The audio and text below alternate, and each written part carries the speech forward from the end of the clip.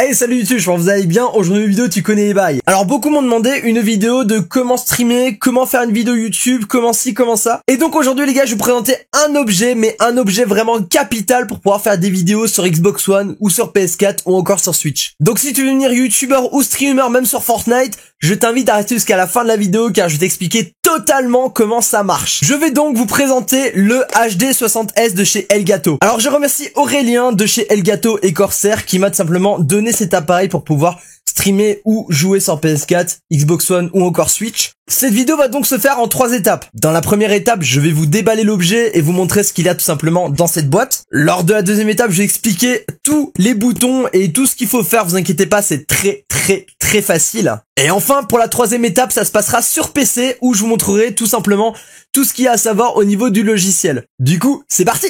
Alors premièrement, il faut savoir simplement que c'est un boîtier 60S, donc vous pouvez faire du coup 60 images par seconde. On va tout simplement déballer la boîte, donc c'est très facile, vous avez 2-3 petits trucs à enlever, mais ça c'est pas très difficile. Voici comment l'unboxing se fait. Et vous savez quoi, j'ai même pas besoin de vous expliquer parce qu'il y a tout dessus. Du coup voici l'unboxing de la boîte. Vous avez tout simplement l'HD60S qui se trouve ici. Et ensuite après comme d'habitude vous avez des petits connectiques.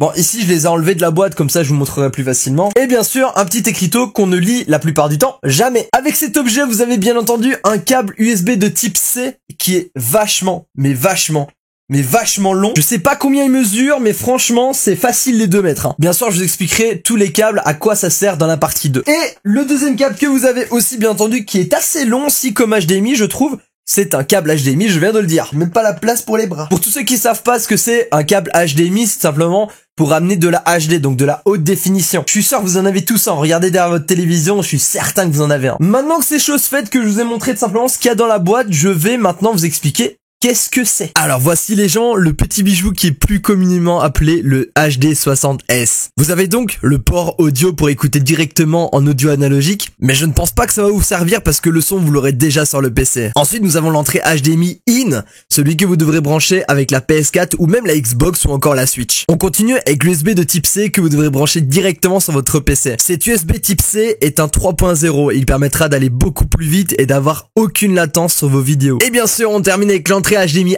out, cette entrée qui va directement sur le téléviseur sur lequel vous voulez voir le jeu. Si vous voulez voir sur votre télévision, vous le mettez l'HDMI out sur votre télévision. Ou si vous voulez travailler directement sur votre ordinateur, vous pouvez le mettre sur un écran d'ordinateur. Et comme vous montre le petit tutoriel sur la boîte de l'Elgato, c'est assez facile. Maintenant, dès que vous avez branché tout ça, passons directement au côté pratique, c'est-à-dire le logiciel. Les amis, on se retrouve directement sur la page delgato.com. Avant de continuer cette vidéo, je t'invite directement à me mettre dans les commentaires si t'aimes bien les produits Elgato, si t'aimes bien tout ce qu'ils font, parce que moi je surkiffe, voilà, tout simplement. C'est pas parce que je présente un produit de chez eux que forcément je dois dire du positif, mais en l'occurrence j'entends parler beaucoup de bien d'Elgato et sincèrement pour la marque elle est vraiment nickel. Alors du coup on arrive directement sur le site d'Elgato car avant d'avoir le logiciel il faut tout simplement le télécharger. Vous allez donc vous rendre tout simplement sur le lien qui sera mis dans la description et on va tout simplement aller dessus et on va arriver sur une page où vous devrez tout simplement cliquer sur Game Capture for Windows, enfin pour Windows. Dès que tu as téléchargé tout simplement ce logiciel, tu vas arriver sur Game Capture H2, tu cliques dessus bien sûr. Et si tu as bien fait exactement ce que je t'ai dit, tu devrais donc, si tu as allumé ta PS4, ta Xbox One ou ta Switch, avoir une image tout simplement ici. Mais moi, comme je n'ai pas encore fait les branchages, je n'ai absolument rien. Je vais donc le faire, je reviens de ce pas. La dernière fois que j'ai utilisé cet Elgato, c'était pour la Switch, donc du coup c'est normal qu'il marque aucun signal de la Switch parce que je ne l'ai pas en ce moment.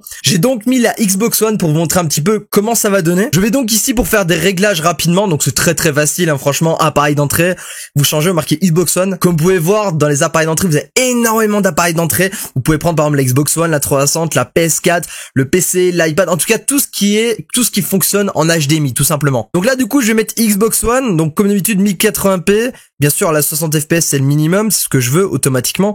Donc là marqué autorisé, marqué qualité optimale. Pour l'image, luminosité, tout ça, je pense que vous pouvez laisser normal, il n'y a pas grand chose à changer. Et bah c'est bon, on peut cliquer sur OK. Donc là du coup la Xbox One n'est pas allumée, je vais l'allumer là maintenant, donc attendez bougez pas, et dès que je l'allume normalement il y aura un signal qui va arriver. Et voici les gars du coup ce que ça fait, voici nous sommes sur Xbox One, j'ai mis en grand écran, attendez bougez pas, je me mets en petit écran, voilà. Donc en fait vous avez simplement le gameplay, donc regardez je bouge avec ma manette, regardez vous voyez bien que c'est pas du tout faux, hop tac regardez, hop je me connecte, tout ça, enfin vous connaissez les bases, voilà. Vous pouvez voir qu'à l'instant où je vous parle, je fais bouger ma manette, c'est vraiment au même temps, il y a aucune latence, vraiment, mais nada comme latence. Et donc, Bah du coup, si vous voulez enregistrer une partie, par exemple, vous avez juste à appuyer sur enregistrer. Là, attention les gars, j'ai mis du 1080 30 fps parce qu'effectivement ma Xbox One elle est vieille, elle date de quelques années, elle date de 2013-2014. Enfin là, c'est la première qui est sortie. Pour tous ceux qui auraient par exemple une Xbox One comme moi qui est tout simplement pas disponible en 60 fps, vous pouvez bien entendu diminuer ça en 30 fps. Vous avez juste à aller dans Game Capture HD, vous cliquez dessus comme j'ai dit tout à l'heure, pas pareil, rentrer etc. Vous avez juste à changer ici et automatiquement ça va le mettre si vous voulez de la 60 fps ou pas. Bien entendu, il y a d'autres choses que ce logiciel prend en compte. Alors il n'y a pas que la capture, il y a aussi tout simplement tout ce qui est audio. C'est-à-dire que quand j'arrive tout simplement sur ma barre de son, donc qui est tout simplement ici sur Windows, vous pouvez voir que j'ai les haut-parleurs Elgato Sound Capture. En fait c'est tout simplement un petit plugin qui permet, si vous êtes sur HD 60S, donc c'est-à-dire sur votre Xbox One ou PS4, ou même sur le PC, vous pouvez tout gérer avec plusieurs boutons de son. Donc moi par exemple, si je veux mettre par exemple mon speaker Logitech G933, je clique dessus, ça se remet sur haut-parleur, mais je suis bien avec mon casque qui est juste ici. Et si je veux partir par exemple sur le son de mon téléviseur pour regarder un film, n'importe quoi, qui est juste à côté, j'ai juste à changer ici, et ça se remettra directement en Elgato, mais vous inquiétez pas, ça ne change strictement rien. Bon, vous savez ce qu'on va faire, on va tout simplement aller dans modifier du coup, et on va regarder du coup le rec que je viens de faire pendant 2 minutes 20. On va juste cliquer dessus, on va ouvrir le dossier de la bibliothèque, et là on voit qu'il se trouve ici. Après vous pouvez changer de dossier de destination, vous inquiétez pas, ça prend quelques secondes. Et je crois que le recording c'était c'était pas celui-là. Ouais, c'est celui-là. Regardez par film et TV, voilà. Et là, comme vous pouvez voir, du coup, vous avez la qualité en HDMI, donc une qualité même pas 720p, mais 1080p 30 fps, le strict minimum. Vous pouvez voir qu'il y a aucune latence et que tout marche très très bien. Et voilà, je pense que j'ai répondu à toutes les questions qu'on m'avait posées. Je trouve que cet objet est vraiment génialissime pour tout simplement voilà, faire des vidéos et streamer du Fortnite ou faire des vidéos ou n'importe quoi. Mais si vous avez un PC un peu moins puissant que le mien, c'est-à-dire genre par exemple un i5 et qui rame un petit peu lorsque vous streamez ou quoi, vous avez la possibilité bien sûr de pouvoir l'utiliser et donc d'utiliser beaucoup moins de processeurs. Parce que comme vous pouvez le voir, il ne prend que 1 à 2% du processeur. Et lorsqu'on enregistre quelque chose, attendez, on va regarder un petit peu, tac.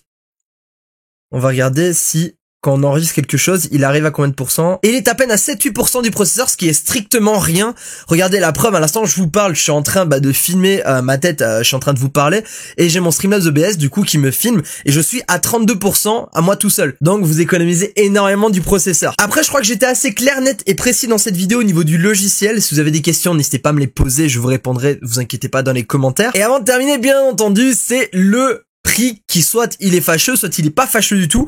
On va regarder tout simplement sur Amazon combien il coûte. Alors oui, j'ai changé de pull parce qu'on est totalement un autre jour, il y a un problème avec la webcam, donc vous inquiétez pas, j'ai tout réglé, donc on est 2-3 jours plus tard. Donc récapitulons la situation. Je vais tout simplement vous parler du prix de l'HD 60S. On va aller donc sur Amazon pour voir un petit peu les prix. Donc alors, hop, acheter maintenant, attendez, hop, directement. Allemagne, on va mettre Belgique, non, vous savez quoi, on va mettre France, pour vous ce sera plus facile. Hop là.